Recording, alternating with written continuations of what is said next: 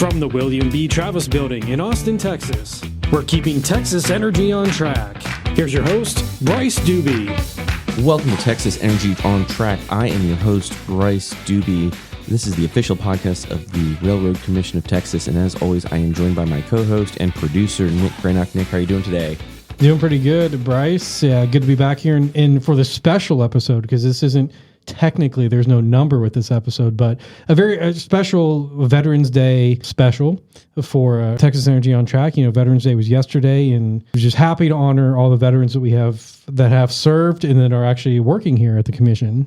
Yeah, a little bit of interesting trivia. We have almost 150 veterans working here at the RRC. I remember talking with HR. I think they said we are one of, at least as far as like our ratio or whatever for state agencies, we have like one of the highest ratios of veteran employment of any agency here in Texas, which as a veteran myself, super cool thing to be proud of, just how we're representing here and continuing to serve the state of Texas. Let's kick this off. We're going to do it a little bit different than some of our normal podcasts where we maybe have just one guest and talk one thing. We have, Nick has done the lion's share of the work on all of this. He has tracked down a bunch of veterans from RRC. We're going to talk to a few of them, kind of hear their stories, what they do here at the agency, talk about their military service, and just get to know some of the folks here at the Railroad Commission. So we are thrilled to be joined by Jake Halfhill. He is a technical examiner in the hearings division. That's correct. So let's first start off, before we get into military service and things, what is a technical examiner and what is the hearings division? Or tell us a little bit about yourself here. Absolutely. So I work in the hearings division here at the Railroad Commission as a technical examiner. And in a nutshell, my job is to provide the technical evaluation of administrative hearings regarding oil and gas industry regulations, whether those hearings pertain to injection wells, seismicity, natural gas, maximum efficient weight, waste disposal wells, so on and so forth. As a technical examiner, I'm sitting in those hearings and evaluating the information, the evidence that's provided to us, and then doing the same thing afterwards, evaluating the evidence and preparing administrative documents. It sounds like a lot of different data with a lot of different hearings and things. I mean, because I know when I see the dockets that come through when we have our open meetings, I mean, there's a lot of hearings, so it sounds like y'all keep busy. We do. We absolutely do. You know, we do have our ups and downs. You know, there are times during the year when we're very, very busy.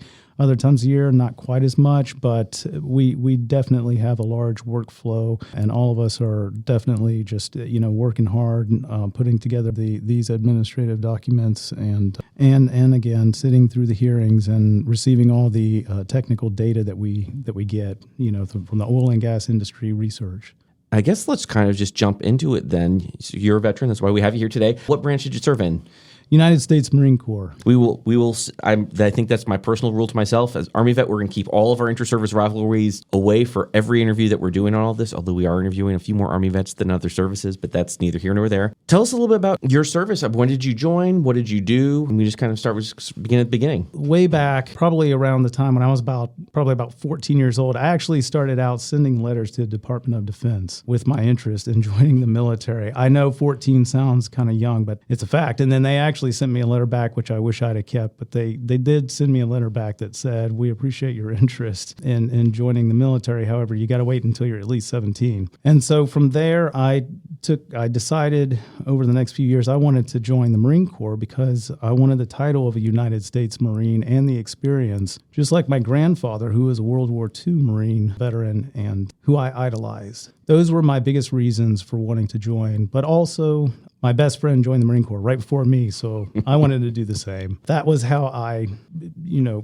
found my interest in wanting to join the military and specifically the Marine Corps. Ironically enough, it was a Marine. I remember we had a next door neighbor who was a Marine, and one day something happened. I saw him in his dress blues, and I was like, oh, that's probably like around that same age. Ended up going to different service, but I vividly remember those same experiences and thinking about all that's really cool stuff. So what did you do in the Corps? My military career began in 1998. I was a private first class, and I was an M1A1 tank crewman. And the M1A1 tank, by the way, is the Abrams main battle tank. So I served with Charlie Company 8th Tank Battalion, 4th Marine Division, and my duties at that time were mostly driving the tanks and conducting routine preventative maintenance before my roles changed and I became a tank loader, gunner, and a tank commander eventually. And so that's when I learned things like target acquiring techniques and how to use the tank-mounted weapons or crew-served weapons. And if anybody's interested, that's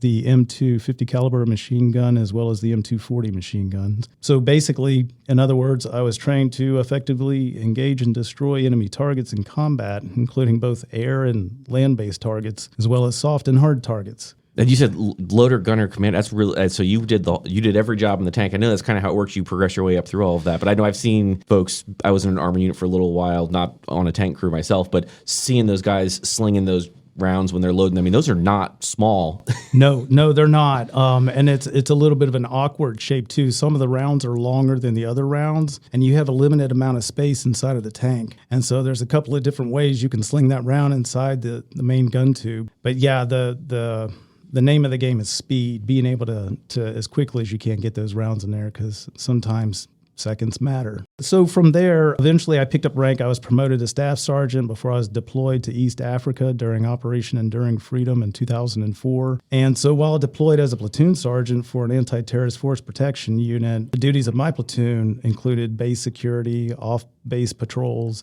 and the quick reaction force and security for the nearby American embassy. No, I guess looking back, I mean, I'm coming up on I've been out now 10 years, but it kind of, as you kind of move away from all of it, how do you feel your service helped prepare you for your transition into civilian jobs and then for your eventual work here with the RRC? I think a lot of it has to do with it installed into me more discipline. It made me more able to see the values of leadership principles that are out there. Things like dependability, decisiveness, knowledge, being tactful. These are the sort of things, the sort of principles that they were used. We had them and we used them while we served in the military. But then coming here to the Railroad Commission, I'm still using these same principles here. Now it's sort of in a little bit of a different light, but it's still the same. It's still something I can recognize and appreciate from that. Like I said, from the way that it was, the importance of it, and how I learned it in the military from my own experiences, and even especially when working together as a team with the other Marines. This was something I saw every day, I think, and almost every task, every mission that we had, every goal that we wanted to achieve was just so very important to see it throughout each and every one of us. And then, like I said, it's been helpful for me what I'm just going to call civilian life. And here in the Railroad Commission, working here, I still uphold those same values, those same principles. I still find them to be just as valuable, I think, here. Was it, I guess for me, I don't have a military background, so just something I thought of. Is it difficult transitioning from being in the military and being there for several years to then, okay, now you're out? Is it a relief, or is it more of like, okay, I'm not really sure what to do, or you still fall into your military training? Just how is that? Well, so the best way I can describe it is depending on what kind of a person you are. We're all creatures of habit. And so when you get used to that military life, you get used to certain expectations, every one of us, yourself included. And you live in that life, you live in that world for however many years. And then when you leave it and you work in the civilian world, civilian life, you don't always see that around you. But it's not for me, it wasn't a disappointment of any kind. It's just that you do have to adjust to a different world, different life. And that wasn't really too difficult for me. I understood that. It was the world I came from and I came back to. I finished high school, started college, and then, college was put on pause. And I left for the military, and then I came back to the world that I had left. So it wasn't like something completely new to me. But like I said, as I look around, I can still see that the importance of, like I said, keeping those same values, even if whether anybody or no one around you lives by the same principles, things like that, it's fine. It's, this is the world. This is where I'm at. This is where I work. Jake, thank you so much for joining us, and thank you for your service. We really appreciate you having here today, and we're looking forward to bringing on some more guests to talk all about all of this for Veterans Day. So we're continuing our Veterans Day special here, talking with more members of the Railroad Commission of Texas's team of veterans who serve all throughout our divisions and offices here at the RRC. And I am super excited to be joined by someone who I see all the time, although not as much as I would expect to, just due to the nature of his job. We're joined now by Rafael Navas. He is the Public Outreach Manager for the Railroad Commission. How's it going? It's going well. How about yourself? Not too bad. So I think let's dive into it. I know what you do because you literally sit next to me here at the RRC, but let's tell us a little bit about what you do with the Railroad Commission, how long you've been here. I know you've been here for a little while, but there has been sort of a transition in roles in the past year or so. Yes, so I've been here for 3 years, a little bit over 3 years, I would say. Started back in September 22. Started as a talent acquisition manager for the commission, so I worked in HR for a little bit. Over there, I served as a liaison to the veterans, so the official title was talent acquisition manager / veteran liaison for the agency. So I had a good opportunities to talk to other veterans about my experience in the commission and what do we do and how do we help the veterans get to the commission. I did that for 2.5 years, and I recently moved to a public outreach manager, and I do a lot of the outreach for the agency now. And we're going to talk, I know we just a teaser for a future episode, we're going to bring in the whole OPE team, the Office of Public Engagement, and talk about what they do because, I mean, sort of a spoiler here, you put a lot of miles on the road reaching out to Texans across the state. Yes, sir, we do, yes. And that's a whole episode in itself, and I'm super excited to talk about all of that. But let's kind of get right into it. You're a veteran. You and I have talked at length in the past, but let's kind of, I guess, tell our listeners a little bit about yourself. Army, correct? Correct, Army, yes. So when were you in? What'd you do? Just tell us a little bit about your service.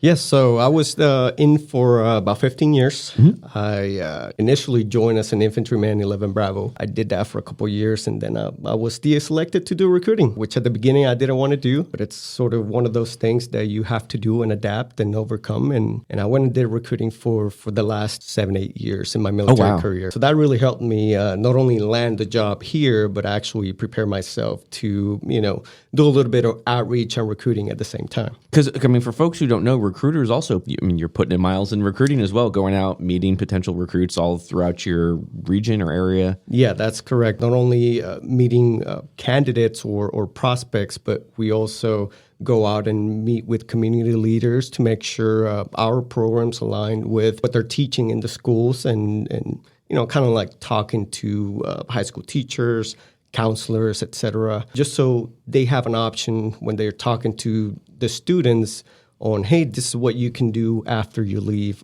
high school. Yeah, it's always, I always find that really just an interesting thing and how it's changed and evolved over the years and things. And it sounds like for you, it set you up. I mean, describing what you were doing, both being a veteran liaison here and all that, there was sort of a glide path, as they say, into moving into where you are now. Correct, yes. What do you think? I know we've talked. We're going to talk to a couple different veterans on things. When we're thinking just as far as employment here at the RRC and things like that, because you definitely have experience in all this. What do you feel a veteran would bring if they were going to be coming to work at the RRC? Well, the one thing that helped me out a lot when I came here is that in the Army, you go based by mission, or more in the civilian sector, we call them goals. And so we were mission driven in the Army, in the military, and the same experience I brought in. So that was one of the things that helped me out. And I do believe all the veterans that come into the agency, that's the number one thing that they bring to the agency. Do you feel that the military set you up for your career after your service, because you were talking about being results oriented and driven and things like that? Do you feel that prepared you for life after the Army? Yes, absolutely. We have 3 guiding principles here at the agency: mission-driven, service-oriented, and performance-based. Same with the military. They're very similar to what we do in the military. And it definitely prepared me to not only get the job, but actually be successful at what I did and been doing for the agency at this point. And there is, I think, even a sense, I mean, it's not all, because we are kind of spread out at times, but there is even a sense of camaraderie in here with among the veterans community at the RRC. I know you were one of the first people I reached out to when I came on board. I was still onboarding at the time, and you were in your previous role. It was super helpful. And then it was like, oh, okay, Army people. Now we're able to talk. And then you start meeting other people along the way when you're here. It's like, oh, so-and-so was in the Marines. No, they were in the Air Force. And so-and-so was a retired sergeant major. I was like, oh, wow, okay. And you start to really pick that up. I think that's a really cool thing about being here, because, correct me if I'm wrong, we've got more veterans than any other state agency, or like we're up there. Yes, correct. As of last year, I'm not sure about the numbers right now, but as of last year, we were the top agency. I believe we had 13% of our employees were veterans. Wow, that's really, really cool. And I mean, speaks to your work as the veteran liaison going out there and doing some of that recruiting. Is there anything recent, I know on the outreach side of things, I know you've still done some work talking to veterans groups and things. Is there anything recently that you've been doing that you'd want to share? Yes, as of recently, we were invited to the Wounded Warrior Project's Career Accelerator workshop in Houston, Texas, at their headquarters, where I had the opportunity to participate in mock interviews with alumni like myself that are currently either separating from service or they're already separated, trying to find another opportunity. And I also participated in the table discussion where a lot of the members asked me questions about my experience leaving the service and how was my experience in the program with the Wounded Warriors as well. That's super cool stuff because I know that they do some really great work, and those transitions, I mean, speaking from our experience, transitioning out of the military can be unique, and there is like some stuff that you have to kind of just work through on, like, I've done like just it is a different going from military to civilian, so it's really cool that you're able to help empower these folks as they're getting out. Now, I mean, just a little bit about yourself with your military career. Did you have any opportunities to travel around and see the world, all those types of things? I know everyone has their different experiences, and some of our guests went to Horn of Africa, was the last person we talked to, things like that. How about yourself? So I didn't have an exotic place that I went. I did go to the Middle East, Iraq 3 times. I was deployed for, I believe it's close to like 47 months altogether, not continuously, but altogether. But I got to do a lot of cool training while I was in Hawaii. That was my first duty station. I really enjoyed Oh, darn, Hawaii. I really had a tough time there with the weather and the beach, but it was great. I had great experiences there. I think out of all the places I went to, and I did a little bit of recruiting in Puerto Rico as well. Oh, okay. But Hawaii was like my top location, to be honest. I think we all have one, and there's lots of different routes, especially in the Army. You cross through certain paths. Like, I know we were both at Fort Hood together. Like, not, yes. I don't know if together, but like right around the same time. And like your paths either go through like East Coast to like Fort Bragg or like through Fort Hood. It's always very kind of like people end up going through certain areas. So I always find that interesting. And so for our listeners, you talk about you've had a couple different roles in the military. You said you started off in the infantry. I mean, for folks who don't know what that is, tell us a little bit about that. Those are kind of, for lack of a better term, the grunts, correct? Correct. Yeah. So we are the war fighters. I myself was in the light infantry. So I did a lot of the rope marches, and wherever we were, we walked. And so we were always mission driven because we had a mission set already, set by the Department of the Army. This is what we're going to go and do. And so that's what we do as infantrymen. We just go out there and complete the mission. It could be anything from capturing high value targets down to doing a catch and release or whatever the case may be. We did a lot in between the roles. I remember one of the times that I was deployed, I was a non-commissioned officer already, and we were security for the elections in Iraq. So I was we were in a little town called Mukashifa. That's in between Tikrit and Kirkuk. So that's up north. Mukashifa, really nice location, very quiet compared to other areas in Iraq. But we got to participate doing security while people went and voted. As many know, voting over there, it's not a democracy over there. So voting was a big deal. And we were part of it as infantrymen. Now, I do know other roles or other jobs in the military that also participated as advisors or even security. Like we had MPs attached to us, things along those lines. That's really cool. I remember seeing, we were there for the election in 2010, I think it was. It's coming out and you'd see all those pictures of like the purple fingers and stuff like it. And it was, like you said, it was a really big deal to them. And I think that was one of those things you definitely kind of take away from that experience. Yes, absolutely. And then that's one of the instances where I took the most pictures. And I'm normally not a picture person. Like, I'm not about taking pictures everywhere I go. But that was one of the moments that, out of nowhere, I was like, I need to take pictures of this. Yeah, those are things that you don't really think, or at least, I have no military background. I have family members that were in the military, but I think I can speak for people that weren't in the military, that we may think that it's all combat, it's all action, it's fighting, but there's like a whole nother thing. You were talking about security. We've had Jake on before that was talking about he was doing security for embassies. You guys were talking about the election. Like, that's really interesting to me because it's not just all about the combat and the fighting. There's a lot more to it. Yeah, that's correct. And all depends where you go. If you go to Afghanistan, that's a whole different ballgame, right? Even though you could have the same MOS, they have different mission set over there. So, yeah, no, absolutely. It's been a great experience for me, the military, and then transitioning here for sure. Well, thank you so much, Rafael, for joining us. And again, for listeners out there, we're going to be having you back soon to talk about your day job here at the RRC. And I am sure you're going to have a lot to share on that one because it's a really cool role that you and the team do. So I think we're excited to help get that out. But once again, thanks so much for joining us. All right, thanks for having me. All right, Nick, we've got another guest joining us for this Veterans Day special. We are super excited to have Chance Karshens joining us. He is a safety officer here at the Railroad Commission. How are you doing today? Pretty good. How are you? Oh, not too bad. So tell us a little bit about yourself, what you do here. We'll start off just what do you do here at the RRC? I'm a safety officer with the Safety and Emergency Management team. So we try to take care of all the staff with the safety protocols and safety inspections and plans and all of that stuff. I'm one of the leads for the emergency management side. So I also teach the CPR, Stop the Bleed, for all of our employees across the RRC, and then also deploy to the State Operations Center when there's times of emergency or weather, where we work with all of our partners across the state to help make sure that everything infrastructure-wise runs smoothly during times of emergency.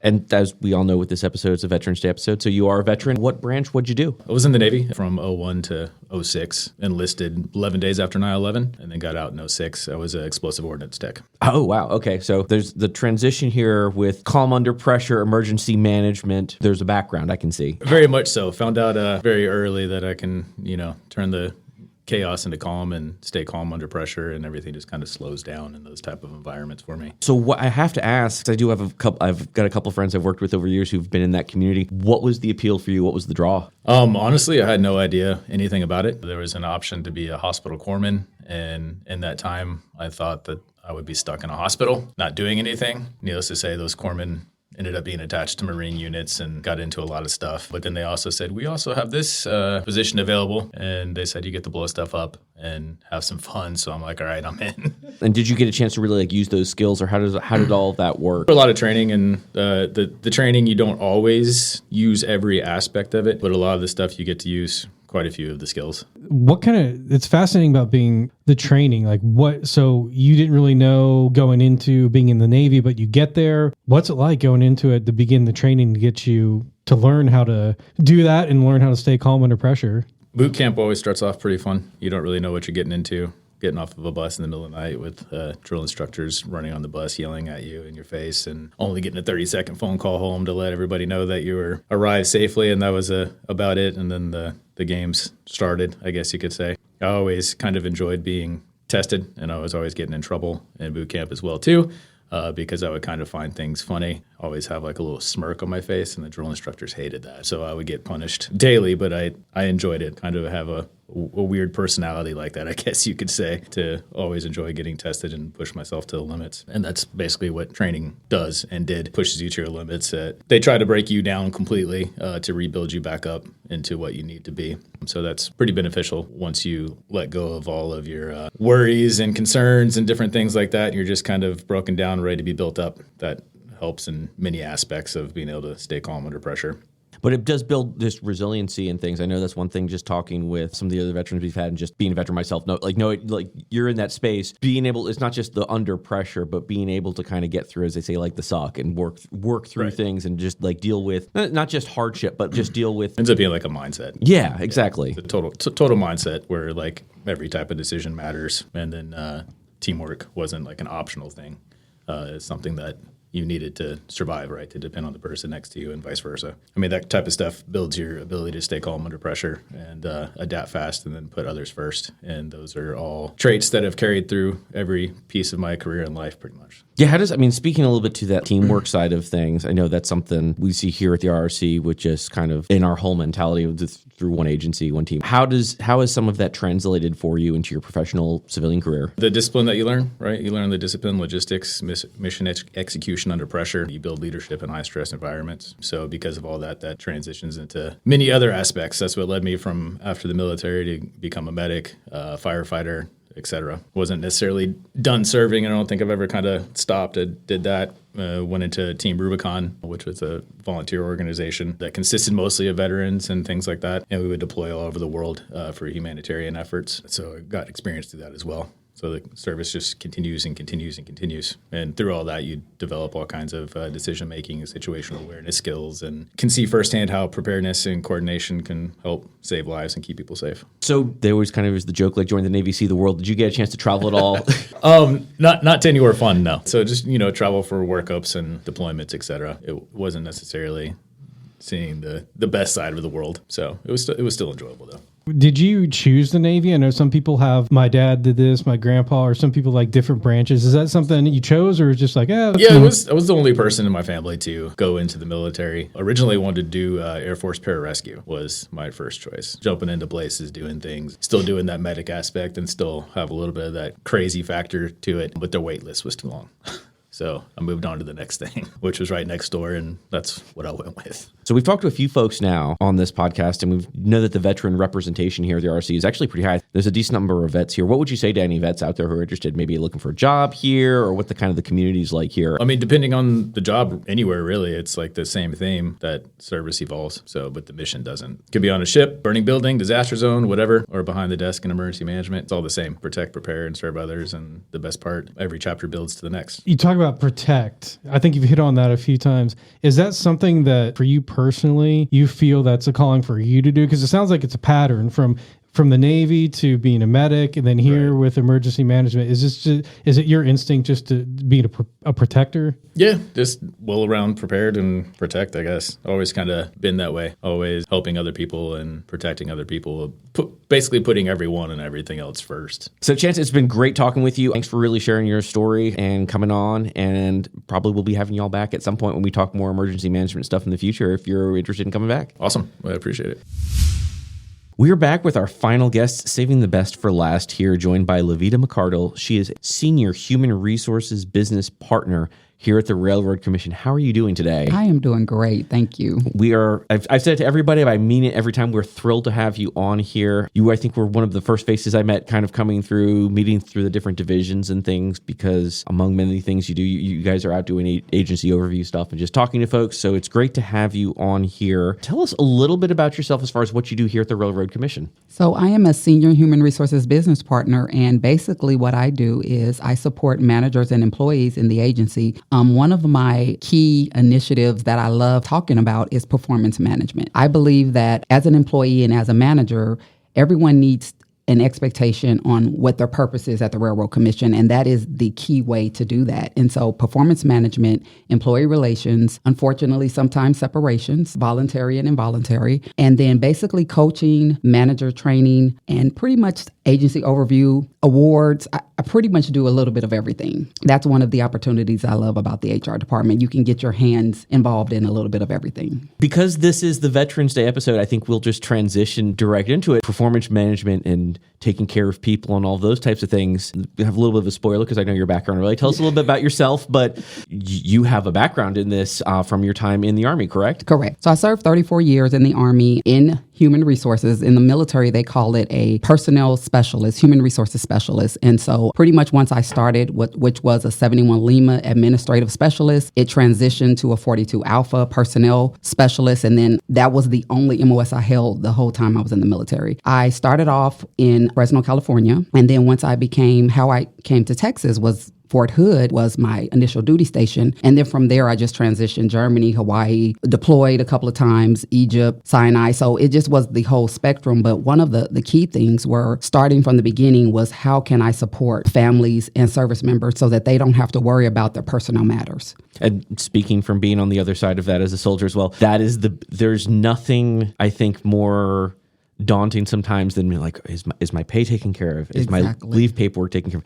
How are all these things going to work? So like just the hours that all the folks on the admin side, it is felt, I mean, in the military as well, I think anyone out there who's in a workforce knows, I mean, HRs were kind of the rubber meets the road for everybody. So, and one thing about a service member that I understand, number one, it's a big responsibility, but it's an all volunteer. So we want to serve. And being in personnel in the military, the opportunity to also service family members so that they don't have to worry about their loved one, that was very passionate to me as well. And so that was an opportunity for me to also delve into families, children, volunteering, things of that nature.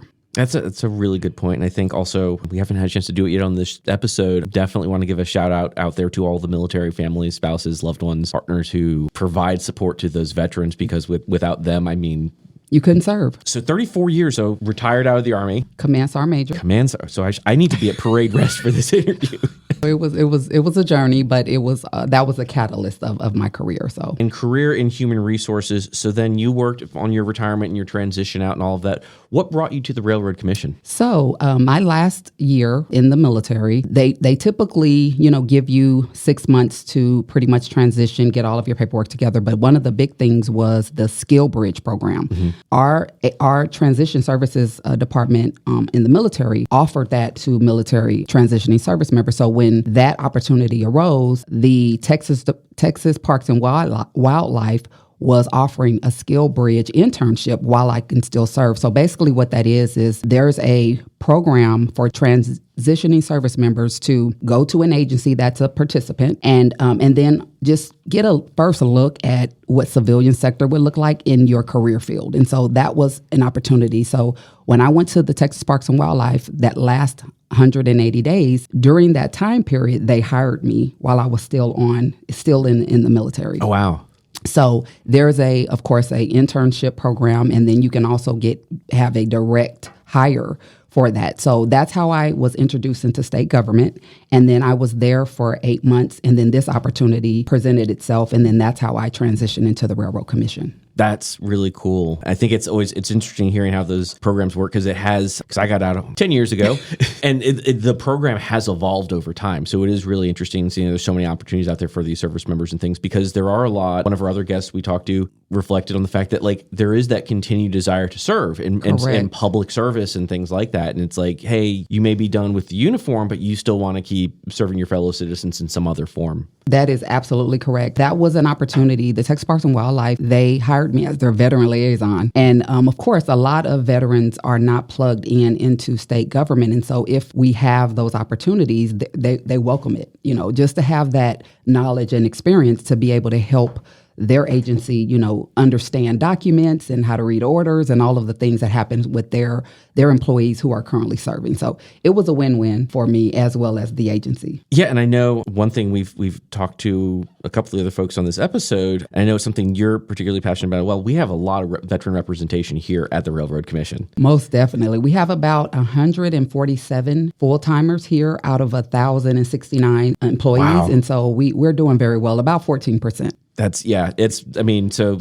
When you think about if you got all their RC folks in a room, doing more than 1 in every 10. Right. That's like, and we're trying to get more. So, because you are on the HR side of things. I mean, not talent acquisition in particular on this side, but for a veteran or a transitioning service member who I don't know if they're listening to this podcast or not, or someone knows someone, what sort of attributes does a veteran bring to this workforce? Oh, wow. Well, definitely work ethic. I think that there's a lot of discipline in the armed forces across the board. And so having that work ethic and the discipline, we're ready to, as you stated, Bryce, to continue to serve. And so coming in, we're wanting to prove ourselves on the civilian side because we've served our country, and now we want to look at other attributes on how we can continue to serve in a civilian capacity. So I think the knowledge also that all of the education, I know in the Army, I was afforded an opportunity to get my associates all the way up to my graduate degree. So that was an area where I can come to an agency,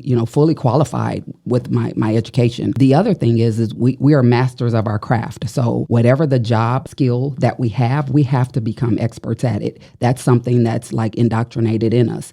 And so having all of those attributes come into an agency, we just basically need to be trained on how you want us to perform, and then we're ready to hit the ground running. Yeah, I know that's something even in my being public affairs in the Army and things like that, you would bounce around to different units and you have like, I have to learn, okay, now I got to learn what a striker brigade is like. Right. Now I got to learn what like this. And it really helped me after I left the military and moved like, I worked in aviation. I've worked down the railroad. It's like Adaptability. I got to learn.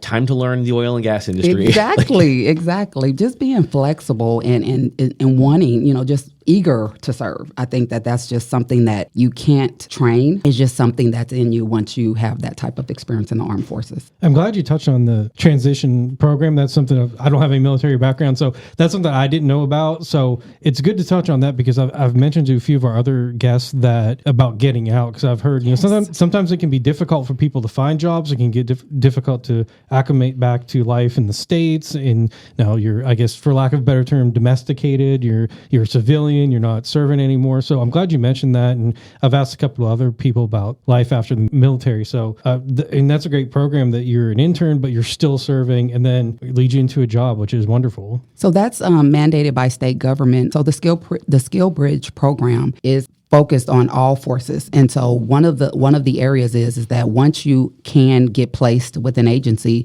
it can also assist you with, transitioning your resume as well, because a lot of military service members' resumes speak military, right? It does not, transition over to standard English. And so being in that program and having agencies take a chance, honestly, on you, knowing that you've only had military for so many years, it's really a great partnership to be able to be a part of that program and have an agency utilizing it in order to get a different type of recruitment force. That's such an interesting point. I've talked to a couple of folks over the years about that, where you suddenly realize, like, what's the big challenge with the transition? I mean, one of the simplest ones is like, if you did 10, 15, 20, 30 years, suddenly you've never done a job interview. You've never written a resume. Suddenly you're like, right. I remember I was 35 years old and I'm writing my first resume. I'm like, how do I do a job interview? Exactly. So the Skill Bridge program, it allows for that. Also, when you are becoming an internship, you are interviewed at different agencies. And so it just allows that service member to become more comfortable to step out and start a new career. Is there anything else you would like to mention? Thank you for allowing me to be here and recognizing our service members here at the agency. I'm very proud of the people that are here. We have different military service members, and we talk and we help each other. There's a lot of benefits for us when we come into state government. One of the areas is our sick leave, that we're able to utilize 120 hours of sick leave that, as long as it's affiliated with the Veteran Health Care Administration, we're able to utilize that 120 hours before we can even use our own earned accrued sick leave. And so having benefits to allow us to transition and also be able to serve is just another aspect to say that this agency and our state government is saying thank you for your service. So I'm just happy that we get an opportunity to continue to serve. So, Nick, I think that kind of wraps up everything. I really appreciate, again, for the folks to know, he is also our producer. So you have been doing the lion's share of the work on getting all these clips, putting all these things together, scheduling all these interviews, and getting 4 guests on is a big deal. So thanks for all the work you've done with making this Veterans Day episode happen. And I hope that our listeners out there just got a chance to kind of see behind the curtain on some of the folks here who make the Railroad Commission's team move forward. Yeah, this episode's going to be a little bit longer, but I think it's beneficial. I mean, we had 4 guests. We could have had all 147 veterans on telling a unique story from different branches of service. So it's wonderful that we can help hire veterans, not only at this agency, but also at the other agencies across the state, to help them after being so courageous and volunteering, as Leveda said, to serve the country. It's voluntary. So to be able to repay them is amazing. And I'm happy to do this. And I think, all the veterans across all of our branches for their service. It's a special thing for sure. Yeah, no, absolutely. So once again, thank you to everyone out there who has worn the uniform, raised their right hand, taken the oath, and all of that. Army, Navy, Air Force, Marine, Space Force, Coast Guard, all of y'all. Happy Veterans Day, and thanks from everyone here at the Railroad Commission of Texas, and we'll talk to y'all soon.